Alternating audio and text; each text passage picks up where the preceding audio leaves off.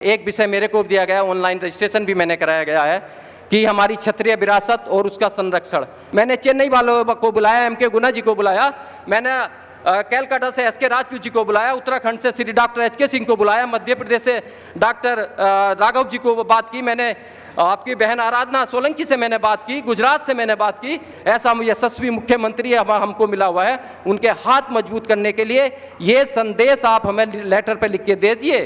कार्यक्रम को सफल बनाने में जितनी ऊर्जा, जितना सहभागिता अगर यहाँ पर रही है, यहाँ के लोगों की रही है, कोर कमेटी की रही है, तो उतनी सहभागिता हमारी भी रही है। हमने भी उतने मन धन से हर प्रकार से इस कार्यक्रम को सफल बनाने में अपना सहयोग किया है।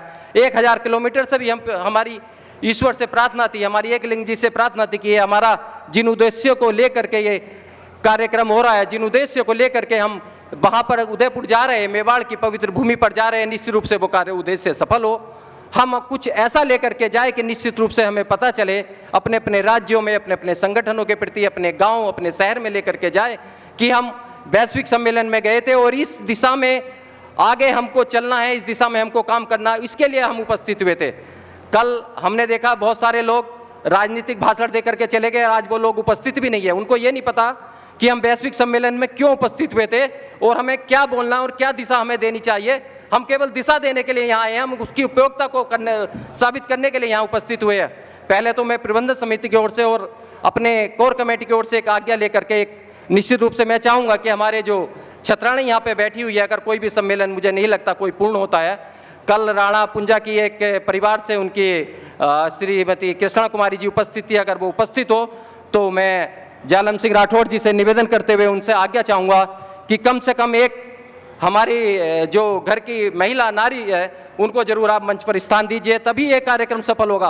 आपको उस कार्यक्रम सफल होने के लिए अगर घर से वो कोई नारी भेज रही है तो वो आपकी पत्नी है, वो आपकी माँ है, वो आपकी बहन है। अगर वो नहीं चाहेगी तो ना आप ये कार्यक्रम कर पाएंगे, ना आप कार्यक्रम में उपस्थित हो पाएंगे। तो ये मेरा हक भी बनता है और मैं इस पूरे भारतवर्ष की ओर से कहता हूँ कि कम से कम एक हमारी जो माता है, जो बहन है, जरूर एक मंच पर आ जाइए, उनका सानिध्य हमें प्राप्त होगा, उनका आशीर्वाद हमें प्राप्त होगा, तो निश्चित रूप से हम इस कार्यक्रम को सफल बनाने में सहयोग करेंगे। अगर राणा पुंजा जी के परिवार से कोई उपस्थित है यहाँ पे तो जरूर आ जाइए, नहीं तो जो भी एक साथ सबसे ज़्यादा उम्र में है, मैं उनसे निवेदन करता हूँ प्लीज़ आप आ जाइए, कोई नहीं रोकेगा। सब हमारा, ये हमारा परिवार है, हम सब परिवार के सदस्य, आप भी हमारे परिवार के, ये भी हमारे परिवार के सदस्य है। अगर हम परिवार में खुलकर बात नहीं करेंगे तो फिर ये संभव कोई नहीं रह जाता है। आ जाइए प्लीज, आ जाइए, आपसे निवेदन है। अब चूंकि हम उद्देश्य को लेकर के ये बात की, हम कल से भी सोच रहे थे कल फर्स्ट सेशन के बाद जो सेकंड सेशन होगा हम उस पर बात करेंगे। एक विषय मेरे को दिया गया, ऑनलाइन रजिस्ट्रेशन भी मैंने कराया गया है कि हमारी क्षत्रिय विरासत और उसका संरक्षण, मैं उसी पर बात करूंगा। क्षत्रिय विरासत आप सब जानते हैं, गौरवशाली इतिहास हमारे क्षत्रिय समाज का रहा है, राजपूत समाज का रहा है, और उसकी कर्मभूमि ये मेवाड़ रहा है, उसकी कर्मभूमि हल्दीघाटी रहा, उसकी कर्मभूमि कुंभलगढ़ रहा, उसकी कर्मभूमि आपका चित्तौड़गढ़ रहा है। यही वो एरिया है मेवाड़ जिसके प्रति हम नतमस्तक है, जिसको हम अपने घर में भी पूछते हैं और बाहर भी पूछते हैं। सारे विश्व में मेवाड़ की चर्चा होती है और जब मेवाड़ में ये सम्मेलन हो रहा होता है तो हमारा सबका ये कर्तव्य बन जाता है, पूरी निष्ठा के साथ बन जाता है कि इस कार्यक्रम को सफल बनाने में हम अपनी जी जान लगा दें। आर्थिक रूप से भी सहयोग हमें करना पड़े तो आर्थिक रूप से सहयोग करें, कार्यक्रम में उपस्थित होकर के सहयोग करना पड़े तो उस कार्यक्रम में उपस्थित सहयोग करें। और मैं मानता हूं कल अनुशासन की बात हुई, कल जालम सिंह राठौड़ जी ने बहुत अच्छी बात कही और मैं उनको इतने मन से इतने भरे हुए हैं, वो इतने प्रभारी है, कितने मन से वो कार्य कर रहे हैं कि उन्होंने अनुशासन की बात की। सामने बैठे हुए सब अनुशासित थे, सामने बैठे हुए सब अनुशासन के साथ रहे, लेकिन जो आदमी मंच पे आ जाता था वो अनुशासन भूल जाता था, उसको पता ही नहीं रहता था मैं अनुशासन। आप डायरी लेकर पढ़ रहे हो, क्या दिल की बात करोगे? अगर आप मन से बात करेंगे तो आप बिल्कुल सीधे सुई आंख से आंख मिला के बात कीजिए ना। आप डायरी पढ़ के यहाँ से बात करेंगे तो क्या मंच की बात कर पाएंगे?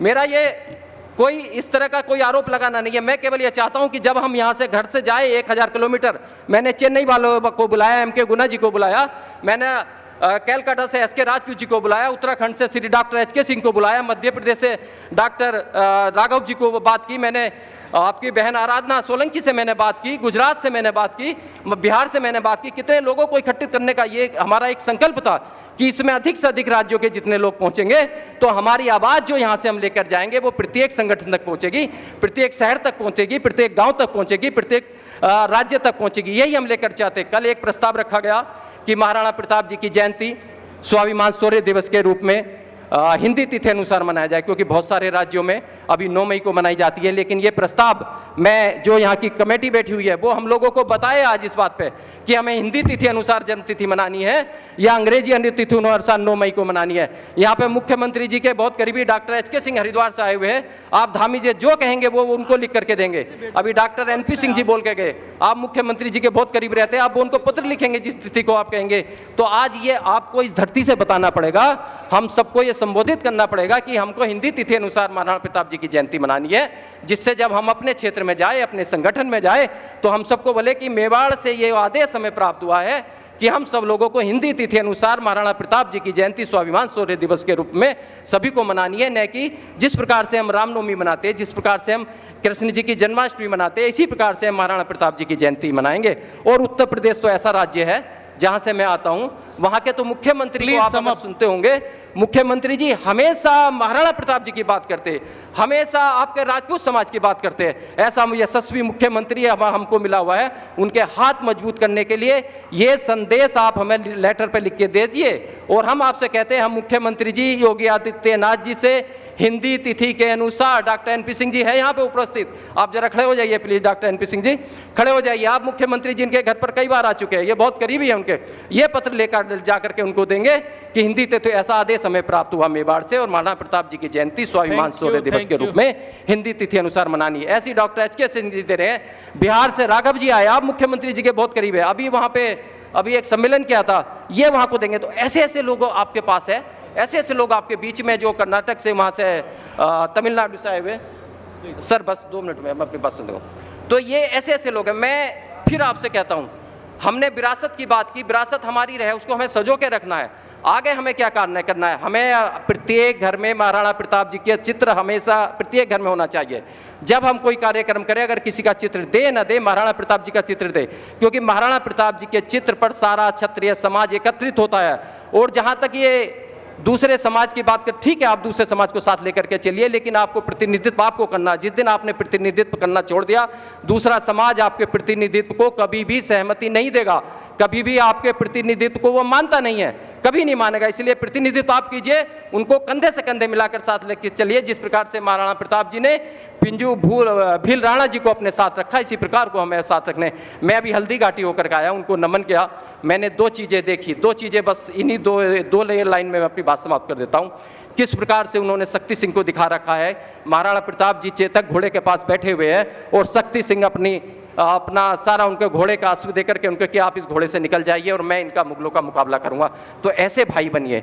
और दूसरे मैंने देखा किस प्रकार से पन्ना धाय का देखा, तो पन्ना धाय ने किस प्रकार से राष्ट्रीय रक्षा की, इसी के लिए बहुत धन्यवाद है। बस मैं 2 लाइन से अपनी बात समाप्त हूँ।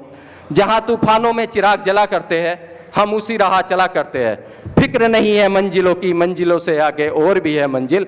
और जब हम चला करते हैं तो चांद और सूरज रास्ते में मिला करते हैं, चांद और सूरज रास्ते में मिला करते हैं। धन्यवाद आपका, बहुत बहुत हार्दिक अभिनंदन। धन्यवाद आपका आयोजक समिति जी का, और विशेष रूप से मैं आपका बहुत धन्यवाद करना चाहता हूँ